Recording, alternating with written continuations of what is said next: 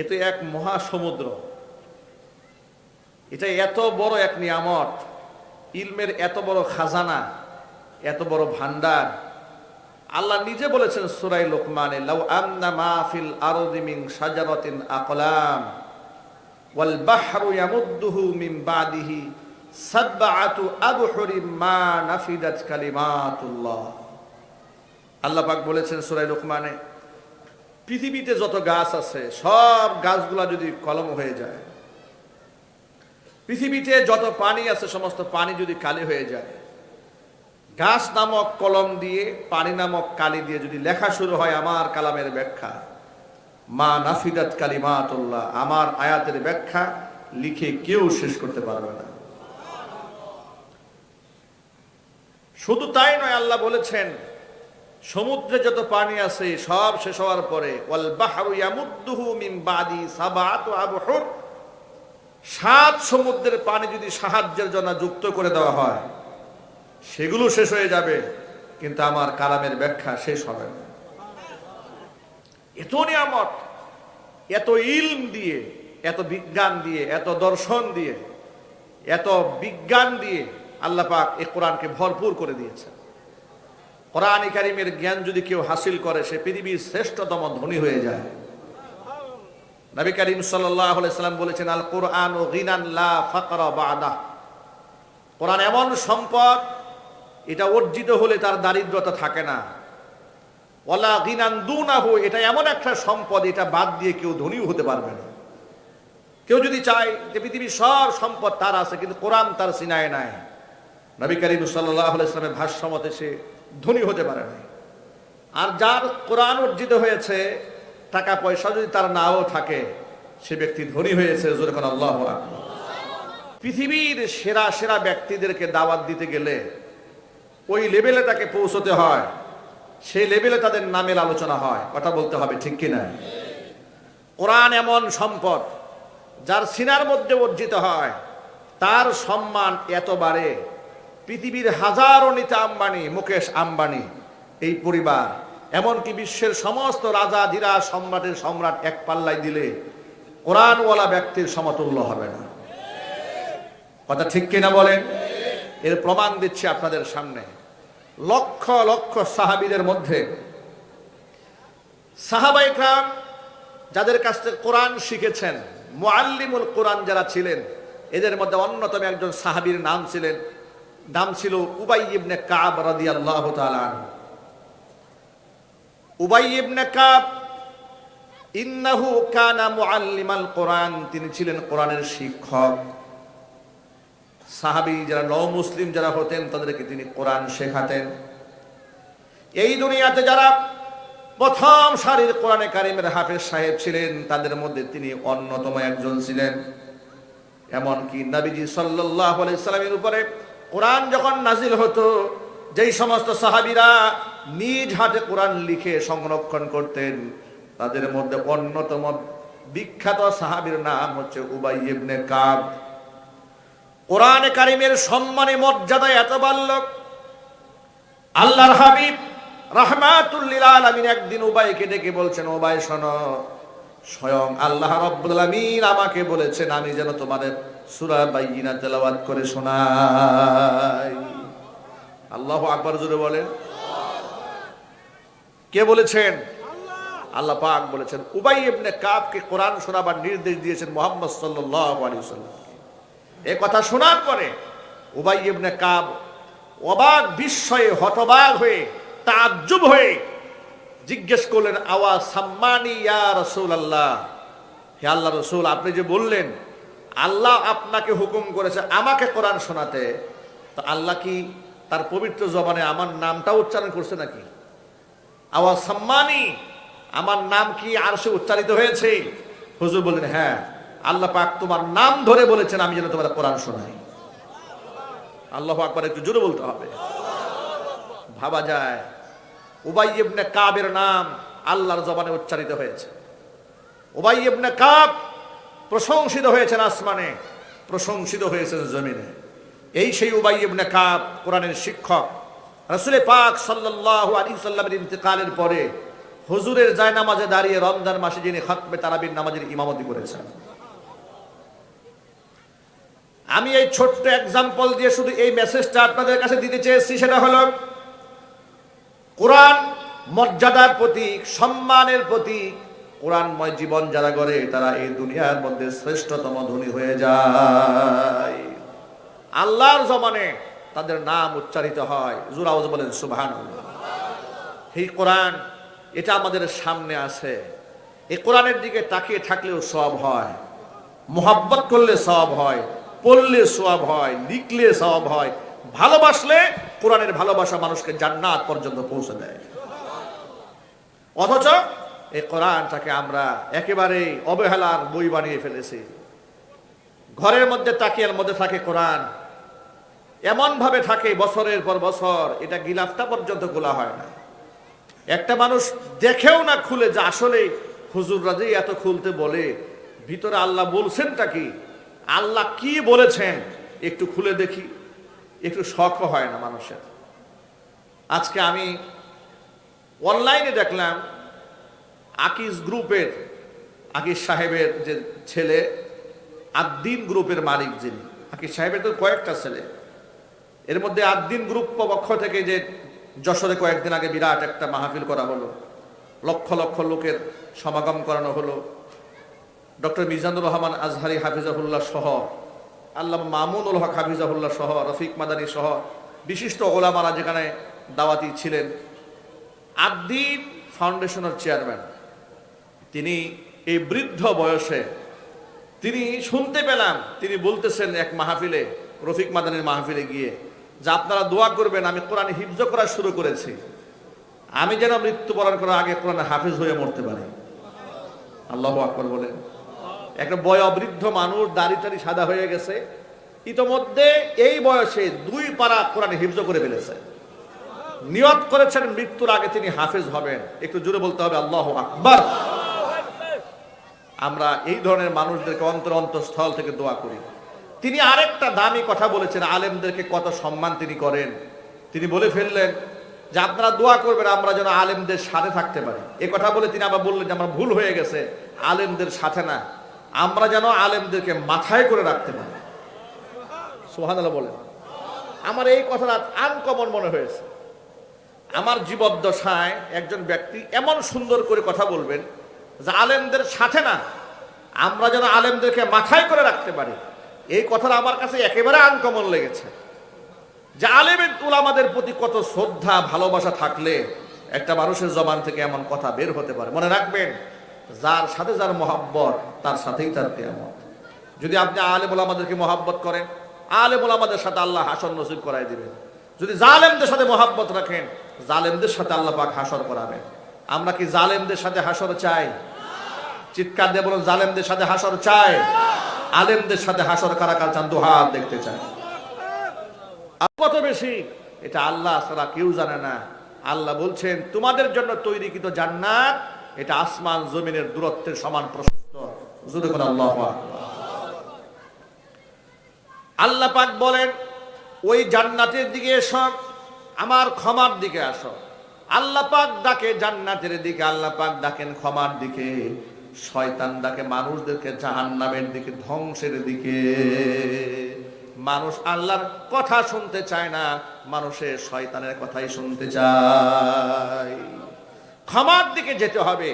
ক্ষমা এবং জান্নাত অঙ্গাঅঙ্গি ভাবে জড়িত। যে ব্যক্তি আল্লাহর ক্ষমা পাবে সেই ব্যক্তি আল্লাহর জান্নাত পাবে। আল্লাহর ক্ষমা ছাড়া আমরা কি জান্নাতে যেতে পারবো? না, আমরা কেউ জান্নাতে যেতে পারবো না। যত বড় আলেম হোক আর পীর দরবেশ হোক না কেন, সে গুনাহগার। আল্লাহর হাবিব বলেছেন কুল্লু বানি আদম খাত্তাউন ওয়া খায়রুল খাত্তাইন আত-তাওয়াবুন। আদম সন্তান প্রত্যেকেই গুনাহগার। কম বেশি সবার আমলনামার মধ্যে গুনাহ আছে না নাই? নবীজি সাল্লাল্লাহু আলাইহি সাল্লাম বলেছেন সকলেই গুনাহগার, তবে তাদের মধ্যে শ্রেষ্ঠ তারা যারা তওবা করে আল্লাহর দিকে ফিরে আসে। মুসলিম শরীফের হাদিসের মধ্যে এসেছে তোমরা যদি কোনো প্রকার গুনাহ না করতে তাহলে আল্লাহ পাক তোমাদেরকে জমিন থেকে মিটায় দিয়া এমন একটা জাতি নিয়ে আসতেন যারা গুনাহ করার পরে অনুনয় বিনয় করে রবের কাছে ক্ষমা প্রার্থনা করবে। এমন একটা জাতি আল্লাহ পাক নিয়ে আসতেন, তোমরা যদি গুনাহ একেবারে না করতে। গুনাহ হয়ে যাওয়াটা অস্বাভাবিক কিছু নয়। মানুষ মাত্র ভুল হতে পারে, মানুষ মাত্র অন্যায় হয়ে যেতে পারে, গুনাহ হয়ে যেতে পারে, কিন্তু আল্লাহ পাক দেখতে চান বান্দা গুনাহ করার পরে তার কর্মসূচিটা কি হয়। ভুল করার পরে, গুনাহ করার পরে ক্ষমা প্রার্থনা করে আল্লাহ পাকের পিয়ারা বান্দা, আর ভুল করে ভুলের উপর অবিচল থাকে শয়তান। ঠিক কিনা ভাই?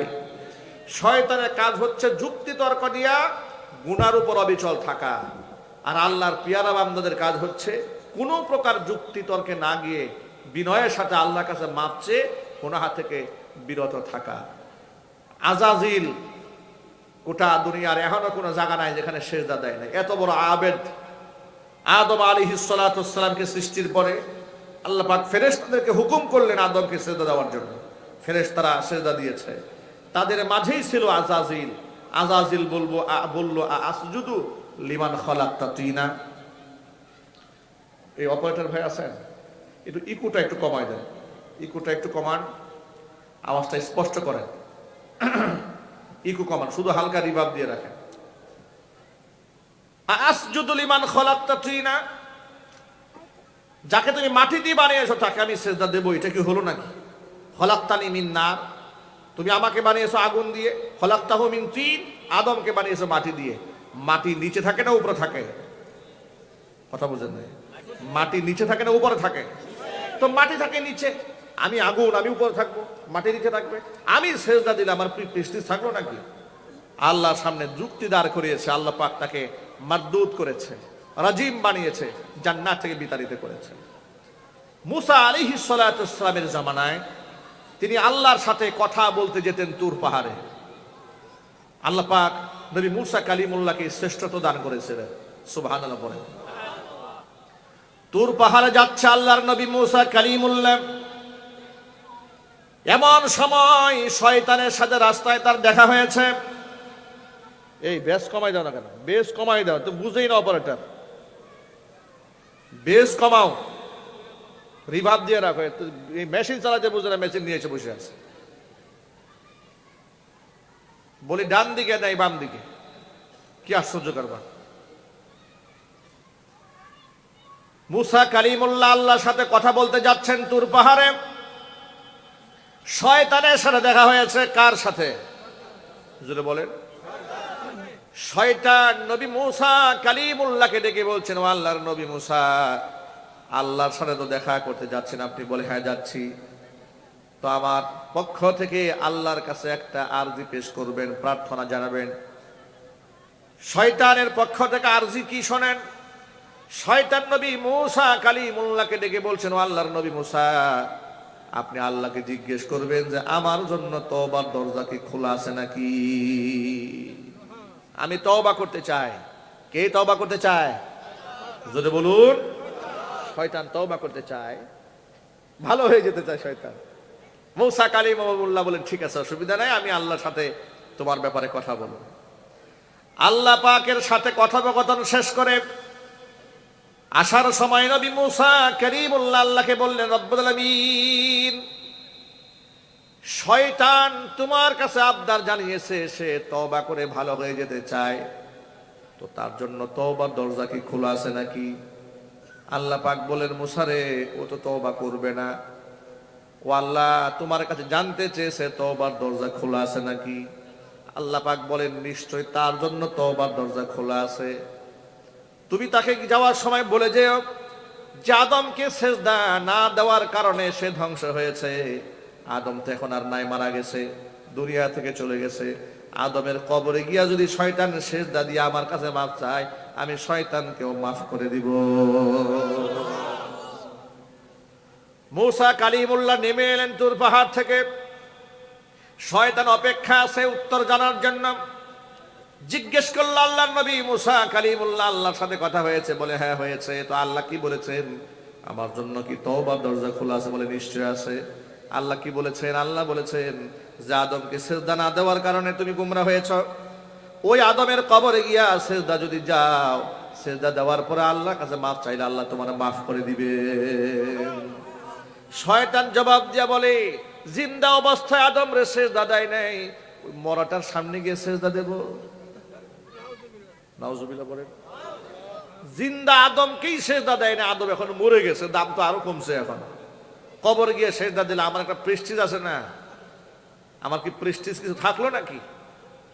এর মানে হচ্ছে শয়তান ভুলের উপর অবিচল থাকে যুক্তিতর্ক দিয়ে, কিন্তু আদম যুক্তিতর্ক দিয়ে ভুলের উপর অবিচল থাকে না। আদম আলাইহিস সালাতু ওয়াস সালাম আল্লাহ পাকের নিষিদ্ধ গাছের ফল ভক্ষণ করেছিলেন জান্নাতে। আল্লাহ পাক বেহেশতি জামা কাপড় গা থেকে খুলাই নিয়েছিলেন, জান্নাত থেকে বহিষ্কার করে দিয়েছিলেন। 300 বছর চোখের পানি ছেড়ে কান্না করেছেন, আল্লাহর কাছে দোয়া করেছিলেন, রব্বানা যালামনা আনফুসানা ওয়া ইল্লাম তাগফির লানা ওয়া তারহামনা লানাকুনান্না মিনাল খাসিরিন। এই যে দোয়াটা আপনারা নিয়মিত নামাজে পড়েন, আমার তো মনে হয় এই দোয়া সবার মুখস্থ আছে, আছে না ভাই? আপনি জানেন না এই দোয়াটা কার? এই দোয়াটা হযরত আদমের। এই দোয়াটা কার?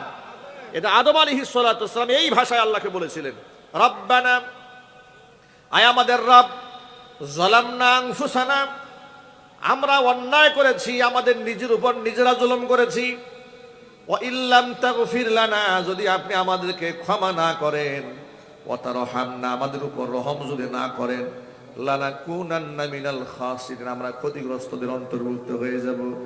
আল্লাহর কাছে তওবা মঞ্জুর হয়েছে, আল্লাহ পাক হযরত আদম আলাইহিস সালাতু ওয়াস সালামকে ক্ষমা করে দিয়েছে। ক্ষমার দিকে আমাদেরকে ধাবিত হতে হবে। গুনাহকে ছোট মনে করা যাবে না, হোক সেটা সগীরা গুনাহ, হোক সেটা কবিরা গুনাহ, হোক সেটা জাহিরি গুনাহ, হোক সেটা বাতিনি গুনাহ। দেখুন, বাতিনি গুনাহ আরো ভয়ঙ্কর। প্রকাশ্য গুনাহ এক প্রকারের ভয়ঙ্কর, কিন্তু গোপন গুনাহ এটা আরো অনেক অনেক বেশি মারাত্মক। নবী করিম সাল্লাল্লাহু আলাইহি সাল্লাম বলেছেন, কিয়ামতে এমন কিছু লোক আল্লাহর সামনে দাঁড়াবে, অজস্র সওয়াবের পাহাড় নিয়ে দাঁড়াবে, অসংখ্য সওয়াব, নামাজের সওয়াব, হজের সওয়াব, যাকাতের সওয়াব, অনেক অনেক সওয়াব নিয়ে দাঁড়াবে, কিন্তু আল্লাহ পাক ফাজআলাহু হাবাআন মানসুর, আল্লাহ পাক ধুলাই মিশাই দিবে সব আমলনামা। কেন জানেন? কারণ সেই ব্যক্তি গোপনে গুনাহ করতো, যেগুলো মানুষ জানতো না। কিন্তু গোপন গুনাহ সম্পর্কে কে জানেন? একটু জোর আওয়াজে সকলকে বলতে হবে, সে কথাগুলো আল্লাহ পাক জানেন। এই পয়েন্টটা আমার বর্তমান প্রজন্মের তরুণ ভাইরা খুব মনোযোগ সহকারে শুনবেন। এই কথাটা, গোপন গুনাহ, আপনি যে বয়ফ্রেন্ডের সাথে গার্লফ্রেন্ডের সাথে অবৈধ সম্পর্ক রাখেন, এটা পৃথিবীর কেউ না জানলেও কে জানেন? সবাই বলুন, কে জানেন? রাতের বেলায় যখন আপনি ঘুমায় যান, রাতের আধারে সমস্ত মানুষ যখন ঘুমায় গেল, আল্লাহ আপনার সম্পর্কে উদাসীন নন, আল্লাহ আপনার সম্পর্কে গাফেল নন। আপনি হয়তো মনে মনে ভাবছেন, রুমের মধ্যে আমি একা অনলাইনে হোয়াটসঅ্যাপে, ভাইবারে, মেসেঞ্জারে চ্যাট করছি, কে দেখবে আমাকে? কে দেখবে? কেউ নাই। সমাজের সবাই আমাকে ভালো মনে করে, সমাজের সবাই আমাকে পরহেজগার মনে করে, হিজাবি মহিলা মনে করে, বুরকাওয়ালা মহিলা মনে করে, পর্দানিসীন মহিলা মনে করে। আহারে পর্দানিসীন, কত বুরকা পরা মহিলাদেরকে কয়েকদিন আগে দেখলাম হোটেলে হোটেলে ধরা পড়েছে সিলেটে গিয়ে, বুরকা পরা মহিলা। নাউজুবিল্লাহ পড়বেন না? গ্রামবাসী মিলে জোর করে সম্ভবত 10 জন যুগলকে, নারী পুরুষকে সেখানে তারা বিবাহ করে দিয়েছে জোর করে, হোটেলে এগুলো ধরা পড়েছে। এগুলা বুরকা পরে গিয়েছে, এরা বুরকার মান সম্মান মাটির সাথে মিশিয়ে দিয়েছে। কথা ঠিক কিনা বলেন? বুরকা দিয়েছিল আল্লাহ পাকের বিধান, যে পরপুরুষের কুদৃষ্টি থেকে নিজেকে সেফ রাখবে। এটা হচ্ছে আল্লাহ পাকের পক্ষ থেকে একটা কোটেশন, একটা ড্রেস কোড আল্লাহর পক্ষ থেকে আল্লাহ পাক দান করেছেন। আর সেই ড্রেস কোডটাকে ব্যবহার করছে অপকর্ম ঢেকে রাখার জন্য, অশ্লীল কুৎসিত চেহারাকে, চরিত্রকে ঢেকে রাখার জন্য, মানুষকে ধোঁকা দিয়ে বোকা বানাবার জন্য তারা এগুলোকে ব্যবহার করছে। কথা বলেন ঠিক কিনা? মনে রাখবেন, বুরকা পরলেই শুধু সওয়াব হবে না, ইন্নামাল আমালু বিন্নিয়াত। আপনি কোন নিয়তে বুরকা পরেছেন, মনের হালাত কে জানে? কোন আলেম জানে এটা? কোন হুজুর জানে? দরবেশ জানে? কে জানেন? সাবধান, গোপন গুনাহ মানুষকে ধ্বংস করে দেবে। আল্লাহ পাক আমাদেরকে হেফাজত করেন, জোরে বলেন আমিন। ক্ষমার দিকে আসেন। গুনাহ হয়ে গেছে, হতাশ হওয়ার কিছু নাই, নিরাশ হওয়ার কিছু নাই, পিছিয়ে যাওয়ার কিছু নাই। আল্লাহ রাব্বুল আমিন বলছেন, আমার ক্ষমার দিকে আসো। ওয়াসারিউ ইলা মাগফিরাতিম মির রাব্বিকুম, বান্দা তুমি আমার ক্ষমার দিকে আসো। তোমার গুনার কত পরিমাণ তুমি গুনাহ করেছো, তোমার গুনার পরিমাণ যদি বৃষ্টির ফোঁটা পরিমাণ হয়, তোমার গুনার পরিমাণ যদি সমুদ্রের ফেরা পরিমাণ হয়ে যায়, তোমার গুনার পরিমাণ যদি তুর পাহাড় পর্বত সমতুল্য হয়ে যায়, তোমার এত বড় গুনার বোঝা নিয়া তুমি একটা বার আমার কাছে অনুনয় বিনয় করে বলো, আল্লাহ আমি তোমার কাছে মাফ চাই। একটা বার বলে দেখো বান্দারে, তোমার চোখের পানি নাকের ডগায় আসার আগে তোমার জিন্দেগীর সব গুনার খাতা আমি আল্লাহ মাফ করে দিব।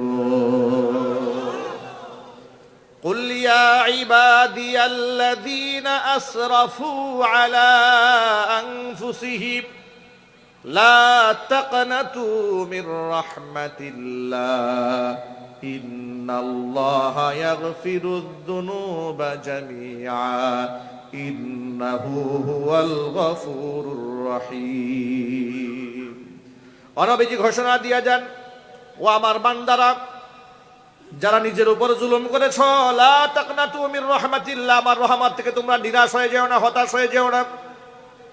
তওবা করলে আল্লাহ পাক সব গুনাহ ক্ষমা করে দিবেন। এমন কোনো গুনাহ নাই যা তওবা করলে মাফ হয় না।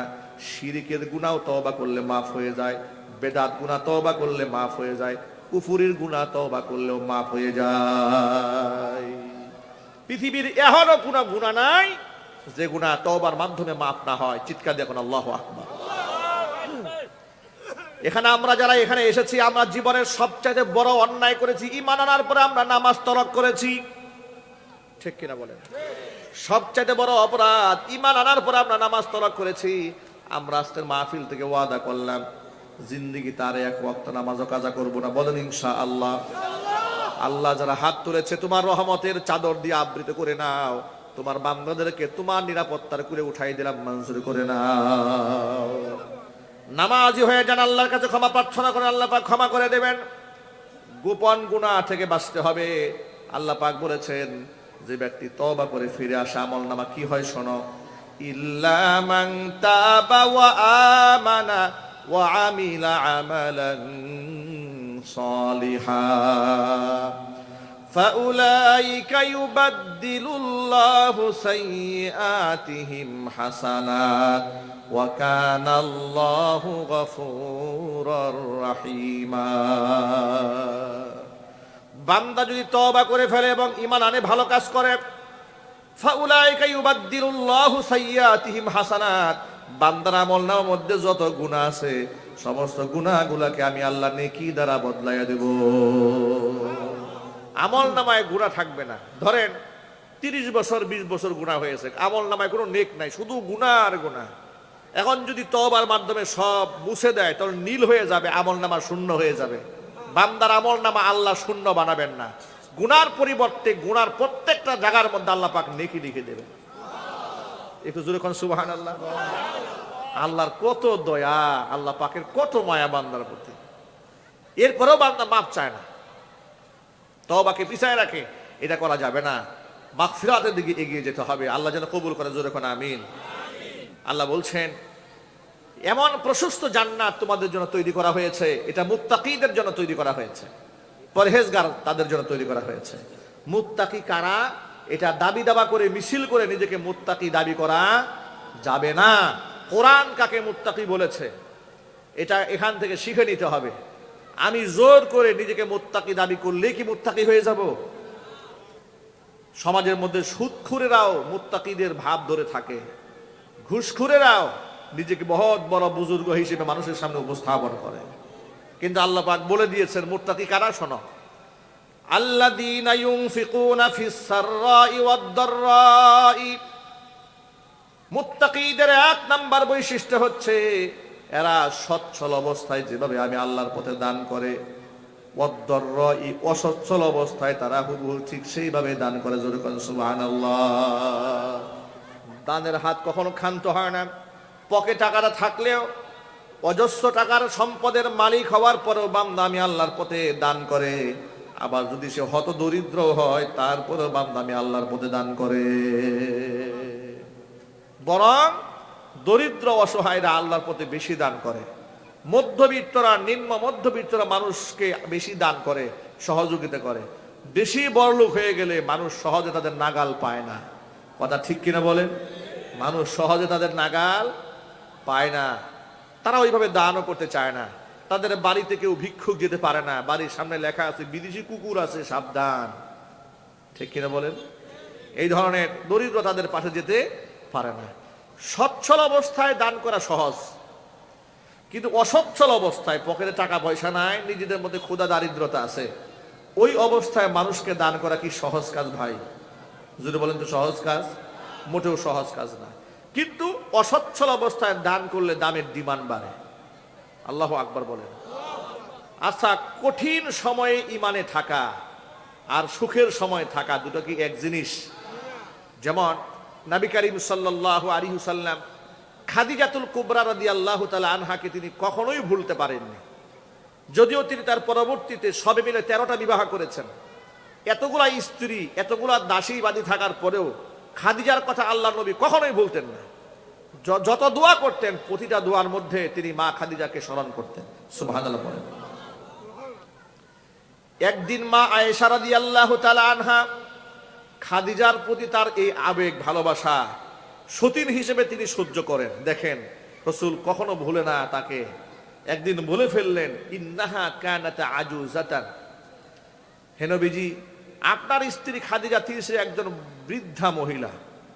আজুজাতান মানে কি? বৃদ্ধা মহিলা ছিলেন। আর সে কবে মারা গেছে?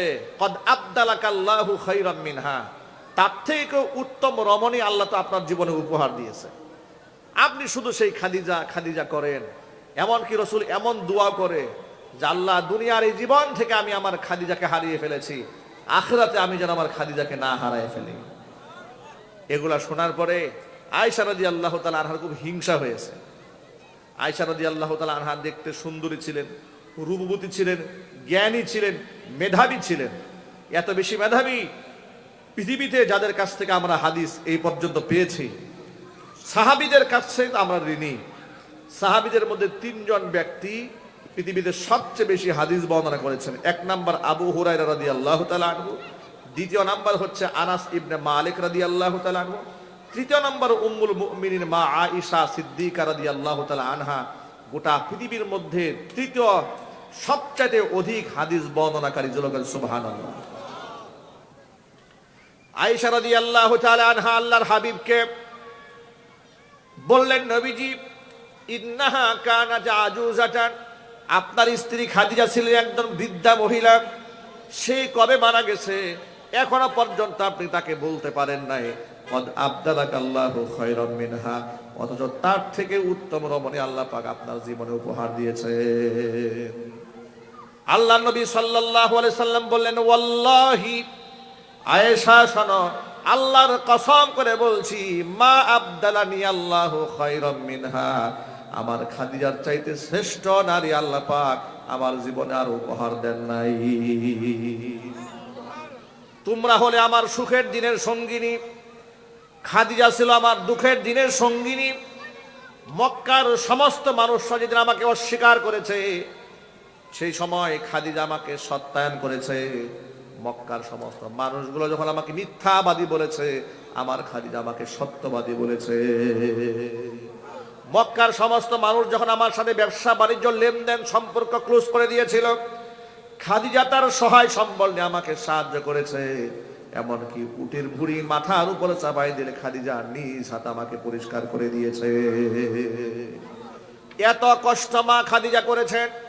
বুখারী শরীফের হাদিসের মধ্যে এসেছে, মুত্তাফাক আলাইহি রাওয়ায়াত, মুসলিম শরীফেও আছে, আল্লাহর নবী সাল্লাল্লাহু আলাইহি সাল্লাম হিরা গুহায় যখন ধ্যানমগ্ন থাকেন, 2500 ফিট উঁচাই পাহাড়ের উপরে মা খাদিজাতুল কুবরা রাদিয়াল্লাহু তাআলা আনহা খাবার নিয়ে নিয়ে বৃদ্ধা মহিলা পাহাড় বেয়ে উপরে ওঠেন। একদিন জিবরাইল আলাইহিস সালাতু ওয়াস সালাম হুজুরকে বললেন, ইয়া রাসূলুল্লাহ, আপনার স্ত্রী খাদিজা আপনার সামনে খাবার নিয়ে আসতেছে, তরি তরকারি নিয়ে আসতেছে। আমি এখন আর আপনার সাথে থাকবো না, আমি চলে যাচ্ছি। কিন্তু ইদা আতাতকা, যখন খাদিজা আপনার কাছে আসবে, ফাকরা আলাইহা সালাম মিন রাব্বিহা ওয়া মিন্নি, আপনার স্ত্রী খাদিজাকে তার রব আল্লাহর পক্ষ থেকে এবং আমি জিবরাইলের পক্ষ থেকে সালাম জানাইয়া দিবে। আর জোরে কোন সুবহানাল্লাহ। খাদিজাকে আল্লাহ সালাম দিয়েছেন, আপনি কল্পনা করেন বিষয়টা। তা তো মানব জীবন ধন্য যে স্বয়ং আল্লাহ তার একটা সৃষ্ট বান্দিকে আল্লাহ সালাম জানিয়েছেন। চিৎকার দেখুন আল্লাহু আকবার। শুধু কি তাই, ওয়াবাশশিরহা বিবাইতিন ফিল জান্নাতি মিন কাসাবিন লা সাখাবা ফীহি ওয়ালা নাসাবা, শুধুমাত্র সালাম দিবেন তা নয়, আপনি আপনার স্ত্রী খাদিজাকে জান্নাতের মধ্যে এক সুরম্য অট্টালিকার সন্ধান দিবেন, অট্টালিকার সুসংবাদ দিবেন তাকে, যে অট্টালিকার মধ্যে কোনো শোরগোল থাকবে না, কোনো ক্লান্তি থাকবে না, কোনো দুঃখ থাকবে না। জোরে জোরে বলেন সুবহানাল্লাহ। খাদিজা রাদিয়াল্লাহু তাআলা আনহা এলেন, আল্লাহর নবী খাদিজাতুল কুবরাকে ডেকে বলেন, খাদিজা তোমার জন্য সুসংবাদ আছে। খাদিজা বললেন, কি সুসংবাদ? স্বয়ং আল্লাহ তোমাকে সালাম জানিয়েছেন, জিবরাইল আলাইহিস সালাতু ওয়াস সালাম তোমাকে সালাম দিয়েছে। খাদিজা সালামের জবাব দিয়ে বলছেন, ওয়া মিনহুস সালাম। সুবহানাল্লাহ। মানে আপনি যদি আমাকে সালাম দেন, আপনি বলবেন আসসালামু আলাইকুম ওয়া রাহমাতুল্লাহ, আমি বলবো ওয়া আলাইকুমুস সালাম ওয়া রাহমাতুল্লাহ। এখন সালাম দিয়েছেন আল্লাহ, সুবহানাল্লাহ। এখন আপনি কি বলবেন? ওয়া আলাইহিস সালাম, আল্লাহর উপর শান্তি বর্ষিত হোক। তো সালামের জবাবটা কি হবে? সালাম তো আল্লাহর গুণবাচক নাম। খাদিজাতুল কুবরা কত বড় জ্ঞানী, বুদ্ধিমতী, মেধাবী, ধী সম্পন্ন নারী ছিলেন। তিনি বললেন হুয়াস সালাম ওয়া মিনহুস সালাম, তার পক্ষ থেকে সালামের জবাব দিয়ে দিল। হুয়াস সালাম, তিনি নিজেই শান্তিময়, ওয়া মিনহুস সালাম, সমস্ত শান্তির ফয়সালা তার পক্ষ থেকে আসে। ওয়া আলা জিবরিল আসসালাম, জিবরাইল উপর শান্তি বর্ষিত হোক।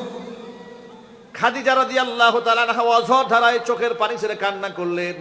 আল্লাহ আমাকে এত বড় সৌভাগ্য দান করেছেন, স্বয়ং আল্লাহ আমাকে সালাম দিয়েছেন।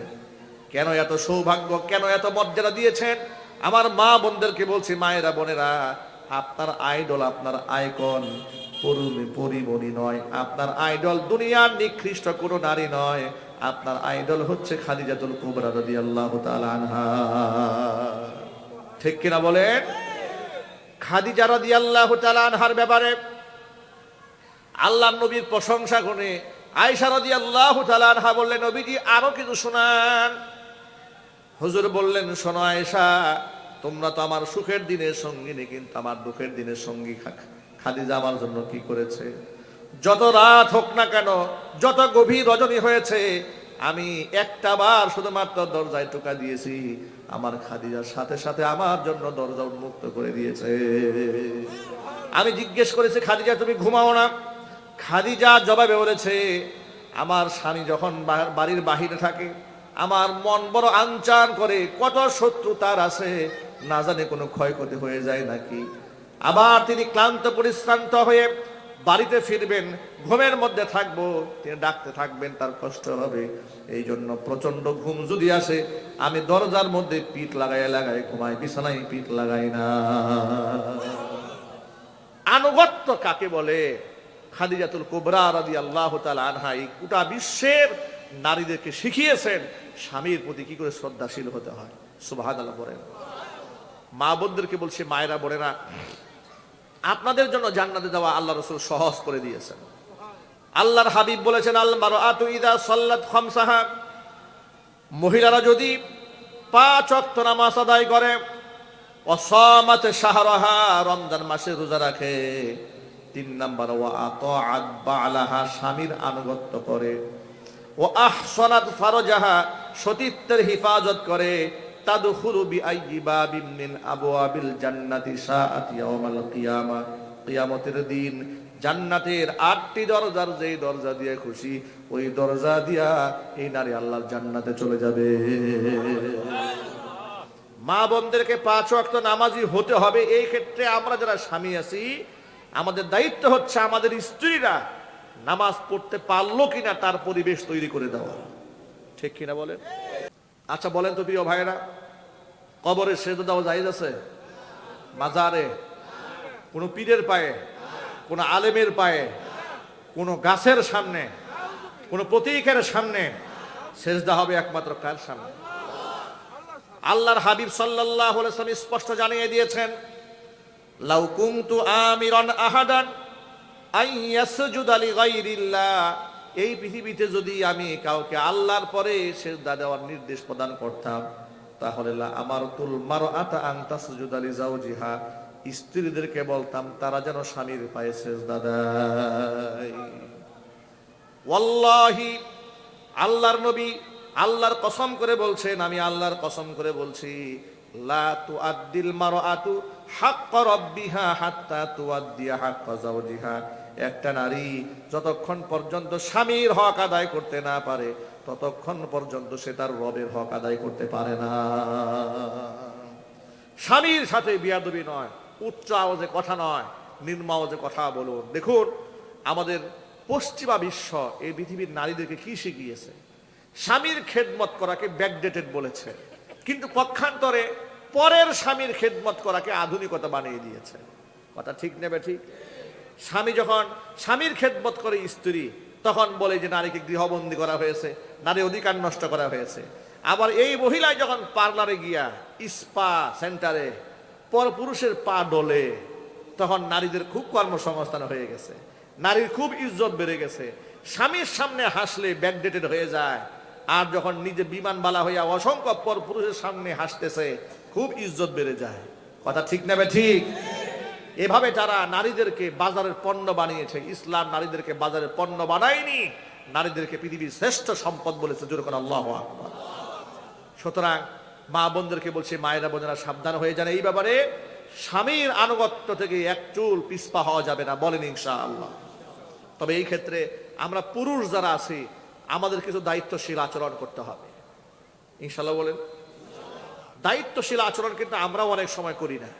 স্ত্রীদেরকে সঠিকতম ভরণ পোষণ দেই না, যৌতুকের জন্য চাপাচাপি করে। কিছু বদমাশ প্রকৃতির মানুষ আছে না নাই? নির্লজ্জ বেহায়া প্রকৃতির লোক এই সমাজে আছে না নাই? এরপরে তাদেরকে দাস দাসীর মতো প্রহার করে, যাচ্ছে তাই গালিগালাজ করে, চুল ধরে পেঁচায়, আঘাত করে। এরপরে নিজের স্ত্রীকে ছেড়ে অন্য জায়গায় পরকিয়া করে বেড়ায়। এরকম জালেম নাই দেশে? অশান্তির আগুন দাও দাও করে জ্বলে, এগুলা করা যাবে না।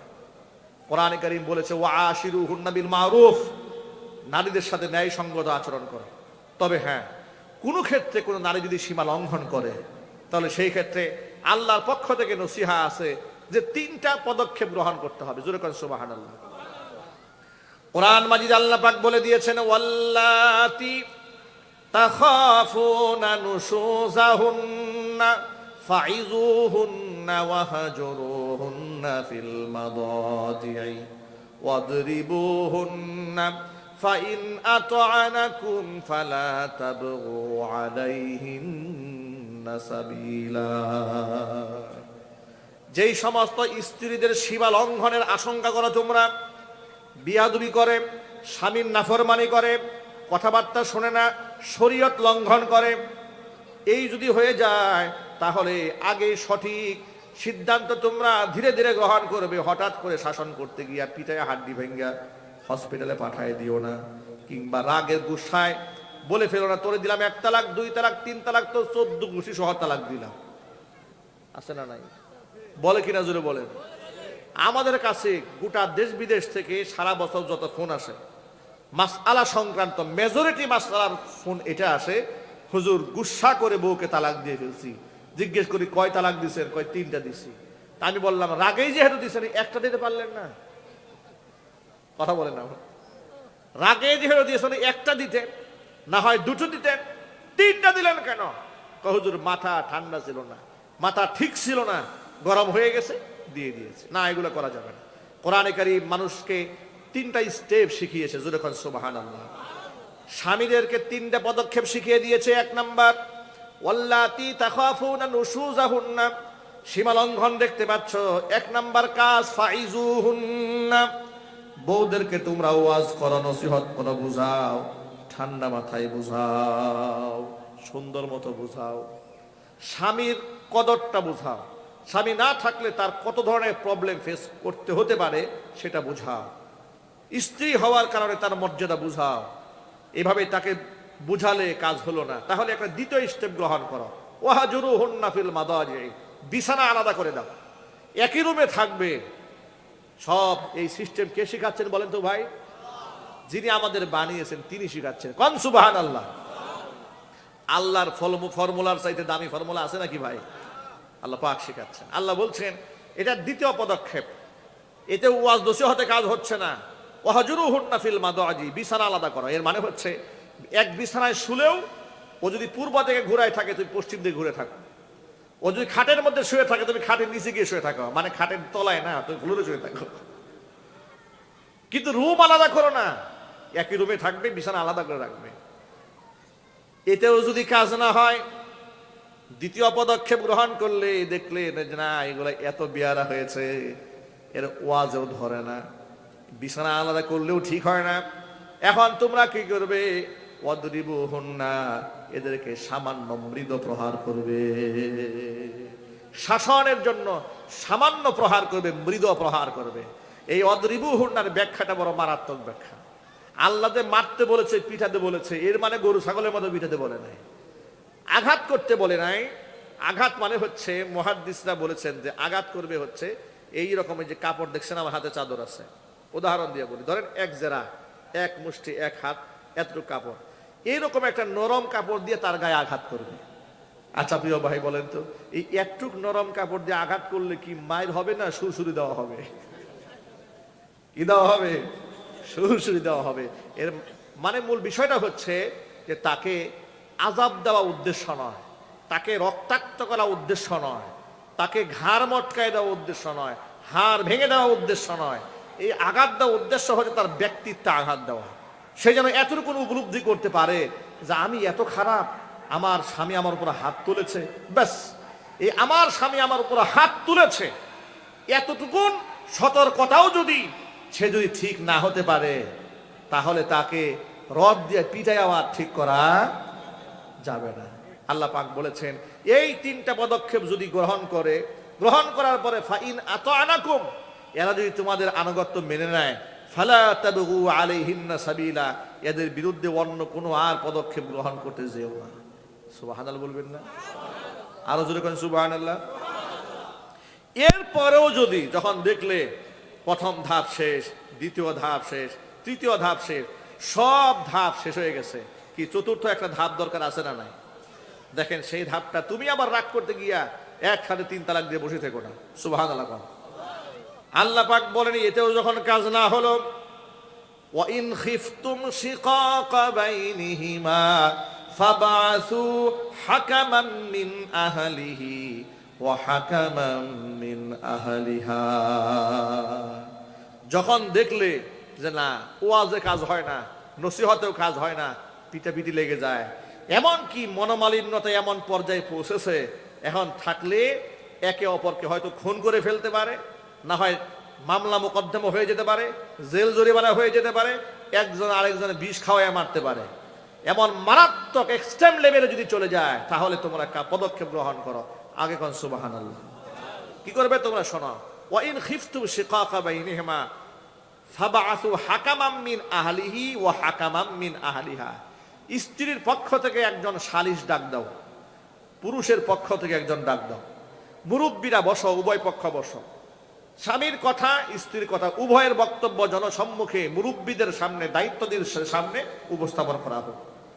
সব কিছু শোনার পরে ওনারা নিজেরা যদি সংশোধন করতে চান, ইউরিদা ইসলাহান, তারা যদি মনে মনে ভাবেন যে না জ্ঞানজাম যে পর্যায়ে আছে এটা সংশোধন করার যোগ্য, কি যোগ্য? সংশোধন যোগ্য, তাহলে ইউওয়াফিকুহুমুল্লাহ, আল্লাহ রাব্বুল আলামিন ইউওয়াফিকিল্লাহু বাইনাহুমা, আল্লাহ পাক এদেরকে তৌফিক দান করবে। জোরে বলেন সুবহানাল্লাহ। কিন্তু এরপর আল্লাহ বলছেন ইন্নাল্লাহা কানা আলিমান খাবীরা, আল্লাহ পাক কিন্তু সব জানেন, সব খবর রাখেন। কে কোন উদ্দেশ্যে কোন কথা বলে, কে কোন উদ্দেশ্যে সিদ্ধান্ত গ্রহণ করে, মনের খবর কে জানেন? আল্লাহ পাক জানেন। এরপরে তারা যদি চিন্তা ভাবনা করে দেখে যে না এমন অবস্থায় গড়াই গেছে যে এটাকে টিকায় রাখা সম্ভব নয়, তখন তারা 3 তুহুরে 3টা তালাক দেবে। স্ত্রীর পবিত্র হালাতে 1 তালাক দেবে, আবার 1 মাস গুজরাবে। এর মানে হচ্ছে আবার যদি 1 তালাক দেওয়ার পরে আরো 2 তালাকের মালিক সে থাকে, এই তুহুরের মধ্যে অনুশোচনায় ভোগে, নিজেকে সংশোধন করে ফেলে যেন ফিরিয়ে আনার রাস্তা থাকে। আবার এতেও কাজ হচ্ছে না, দ্বিতীয় তুহরে, দ্বিতীয় পবিত্রতার মাসে আরেকটা সে তুহর দেবে, আরেকটা তালাক দেবে, দ্বিতীয় তালাক চলে গেল। এতেও কাজ হচ্ছে না, সর্বশেষ 3 তালাক, তালাকে মোগাল্লাজা হয়ে গেল, নিষ্কাশ হয়ে গেল। লেনদেন যা যেখানে হবে সেটা ক্লিয়ার করে ফেলতে হবে। তালাক সংক্রান্ত অনেক বিস্তারিত মাসালা আছে, এটা একদিনে ওয়াজের বিষয় নয়। এলাকার ফুকাহা ইকরাম, উলামা ইকরাম যারা আছেন তাদের কাছ থেকে বিস্তারিত জেনে নেবেন। তালাক দেওয়ার আগে তালাকের মাসলা জিজ্ঞেস করবেন, তালাক দেওয়ার পরে নয়। কথা বুঝেন নাই? তালাক দেওয়ার আগে তালাক সংক্রান্ত মাসআলা আলেমের কাছ থেকে জানবেন। তালাক দিয়া এসে হুজুরের পায়ে ধরবেন, হুজুর ঘটায় আসছি, একটু সমাধান করে দেন, কি কাজ হবে? কাজ হবে না। এই কথা যেন মনে থাকে। আল্লাহ বুঝার তৌফিক দান করে, জোরে কোন আমিন। আমাদের স্ত্রীদের প্রতি আমাদের সহনশীল হতে হবে, আল্লাহ পাক যেন তৌফিক দান করেন। আমার প্রিয় ভাইরা, তাহলে স্ত্রীরা 4টা কাজ করবে। 1 নাম্বার হচ্ছে 5 ওয়াক্ত নামাজ পড়বে, 2 নাম্বার রমজানের রোজা রাখবে, 3 নাম্বার স্বামীর আনুগত্য করবে, 4 নাম্বার ও আহসানাত ফারজাহা, সতীত্বের হিফাজত করবে। এই 4টা কাজ যে মহিলা করতে পারবে, জান্নাতের যেই দরজা দিয়ে খুশি ওই দরজা দিয়ে আল্লাহর নারী, আল্লাহ পাকের এই বান্দে আল্লাহর বেহেশতে চলে যাবে। মনে রাখবেন, মা বোনদের প্রতি আমাদের সহনশীল হতে হবে, আমাদের প্রতি মা বোনদেরও অবশ্যই তার হক আদায় করতে হবে। আল্লাহ পাক আমার মা বোনদেরকে তৌফিক দান করেন। সুতরাং খাদিজাতুল কুবরা রাদিয়াল্লাহু তাআলা আনহা স্বামী ভক্তি, স্বামী শ্রদ্ধার এক অনুপম দৃষ্টান্ত গোটা বিশ্ববাসীর কাছে। এই জন্য আমি আমার মা বোনদেরকে বলছি, মায়েরা বলে না, আপনার জন্য উপমা হচ্ছে খাদিজাতুল কুবরা, আপনার জন্য উপমা হচ্ছে মা আয়েশা, আপনার জন্য উপমা হচ্ছে মা আসিয়া, আপনার জন্য উপমা হচ্ছে হযরতে মারিয়াম। আপনার জন্য আদর্শ পরিমণি হতে পারে না, কথা বলতে হবে ঠিক কিনা? কোন নিকৃষ্ট বেপর্দা জাহান্নামী মহিলা আমার মুসলিম মা বোনদের আদর্শ হতে পারে না। ধরেন আমরা অনেক অন্যায় করে ফেলেছি, বেপর্দাই করে ফেলেছি, স্বামীর সাথে নাফরমানি করে ফেলেছি, সব হয়েছে, কিন্তু তওবা করলে আল্লাহ মাফ করবে না? আল্লাহ মাফ করবেন। আজকে রাতেই ইনশাল্লাহ বাড়ি ফিরে স্বামীর সাথে স্ত্রীর সাথে দূরত্ব যদি থেকে থাকে সেটা আপনারা মিটাই ফেলবেন, বলেন ইনশাআল্লাহ। যদি করেন ইনশাআল্লাহ, আল্লাহ পাক যেন সংশোধনের তৌফিক দান করেন। এই ক্ষেত্রে ছোট্ট করে আমি আরেকটা কথা বলে দেব। এই সমাজের মধ্যে যখন দেখবেন কোনো ফ্যামিলিতে ঝগড়া হয়, সমাজের কিছু লোক থাকে ওই ঝগড়ার মধ্যে পানি না ঢেলে পেট্রোল ঢালে, পেট্রোল। যদিও এই এলাকায় এরকম নাই মনে হয়, আছে। ভাই ভাইয়ের ঝগড়া লেগেছে, উচিত কি পেট্রোল ঢালা না পানি ঢালা? পানি ঢেলে দেওয়া। মনে রাখবেন, কিছু কিছু ক্ষেত্রে মিথ্যা কথা বলা জায়েজ আছে। কি বলা জায়েজ আছে? মিথ্যা কথা বলা জায়েজ আছে। আসলে সেটাকে মিথ্যা বলা যায়, এটাকে তাউরিয়া বলা হয়, একটু ঘুরায় কথা বলা, এটা কৌশল করে কথাবার্তা বলা। এর মধ্যে একটা গুরুত্বপূর্ণ বিষয় হচ্ছে, স্বামী তার স্ত্রীকে সন্তুষ্ট করতে গিয়া যদি একটু ঘুরায় ফিরায় কথাবার্তা বলে, এটা নাজায়েজ নয়, এটা দূষণীয় নয়। গুরুত্বপূর্ণ একটা ব্যাপার হচ্ছে, 2 ভাইয়ের সাথে দ্বন্দ্ব হয়েছে, দ্বন্দ্ব মিটায় দেওয়ার জন্য আপনি একটু কৌশল করে কথা বললেন। যেমন কথার কথা, আব্দুল করিম, আব্দুল জব্বার, দুজনের সাথে ঝগড়া লাগছে, কথার কথা ধরেন, একজন আর একজনের চেহারাও দেখতে পারে না, এটা আপনি জানলেন। জানার পরে একজনের কাছে গিয়ে বলবেন না, আব্দুল করিমের কাছে গিয়ে বলবেন না, আব্দুল জব্বার তোমার প্রতি কি খেপারে ভাই, খবরদার আব্দুল জব্বারের সামনে যায় না, তোমার হাড্ডি কিন্তু ভাঙ্গা দেবে। খেপাই দিল একজনের প্রতি, আবার তার কাছে গিয়ে উল্টা ওর বিরুদ্ধে কথা বলতেছে। এটা কি পানি ঢালো না এখানে পেট্রোল ঢাললো? পেট্রোল ঢেলে দিল। সংশোধনের কথা কি হবে? আব্দুল জব্বারের কাছে গিয়ে বলবে যে আব্দুল করিমের সাথে তোমার সমস্যা, বলে হ্যাঁ বিরাট সমস্যা, খুব খারাপ। আরে না না, কেমনে বললাম খারাপ মানুষ, তোমার সম্পর্কে দিয়ে একটু আগে আমার সাথে কথা হলো, তোমার খুব প্রশংসা করেছে সে। সুবহানাল্লাহ বলে মনে মনে ভাববে, বলে কি রে ভাই, ও আমার প্রতি ধারণা চেঞ্জ হয়ে গেছে। কয় হ্যাঁ, আপনার প্রতি আগে খারাপ ধারণা ছিল, এখন তো আগের মতো নাই, চেঞ্জ হয়ে গেছে। সুবহানাল্লাহ বলেন। কৌশল অবলম্বন করলে তার প্রতি তার মনে যে গুসা আছে আপনি হালকা বানালেন। আবার প্রতিপক্ষ ওর কাছে গিয়ে আবার এর প্রশংসা করবেন, ওর প্রতি তোমার বিরাট রাগ। বারে রাগ মানে ও তো নিকৃষ্ট মানুষ। আপনি কি বলবেন? না না ভাই, আপনি তার প্রতি ভুল ধারণা রেখেছেন। তার প্রতি যে ধারণা আপনার ছিল এটা বদলাই ফেলেন। একটা সময় রাগ ছিল, কিন্তু এখন থেকে সে কিন্তু আপনাকে খুব পছন্দ করে, আপনার এই কাজের খুব প্রশংসা করেছে, তার মনটা ঠান্ডা হয়ে যাবে। কোরআন বলেছে ইন্নামাল মুমিনুনা ইখওয়া, ইমানদারেরা একে অপরের ভাই। ফাআসলিহু বাইনা আখাওয়াইকুম, তোমরা ঝগড়া বিবাদ হয়ে গেলে একে অপরের মধ্যে সংশোধন টেনে দাও। সুবহানাল্লাহ বলেন। ওয়াত্তাকুল্লাহ, আল্লাহকে ভয় করো, লাআল্লাকুম তুরহামুন, আমার রহমত তোমাদের উপর আসবে। সুতরাং কোনো ফ্যামিলিতে, কোনো এলাকায় দ্বন্দ্ব হয়ে গেলে গ্রুপিং রাখার কোনো সুযোগ নাই। আপনারা কি কথা জানেন না? এক মুসলমান আরেক মুসলমানের সাথে 3 দিনের বেশি কথা বন্ধ করে থাকতে পারে না। কিন্তু আমাদের এলাকায় কি হয়েছে দেখেন, আমাদের সমাজটাকে আমরা বরবাদ করে দিয়েছি, নষ্ট বানিয়ে ফেলেছি। বছরের পর বছর হয়ে যায়, একজনের চেহারার দিকে আরেকজনের তাকায় না। হাতটাকে আল্লাহর কসম আমি নিজে দেখেছি, আমি আমার এই ছোট্ট জীবনে দেখেছি, মরার পরে জানাজাও পড়তে যাচ্ছে না, লোকেরা জোর করে টেনে নিয়ে যাচ্ছে। আরে মিয়া ভুলে যাও, ব্যক্তি মারা গেছে, এখনো তোমার রাগ আছে, টেনে নিয়ে যাচ্ছে। মানুষের মধ্যে হিংসার দানা কোথায় গিয়ে উঠলে মরার পরেও মানুষ ক্ষমা করতে চায় না। আল্লাহ আমাদের সিনাকে হিংসা মুক্ত বানায় দেন, বিদ্বেষ মুক্ত বানায় দেন।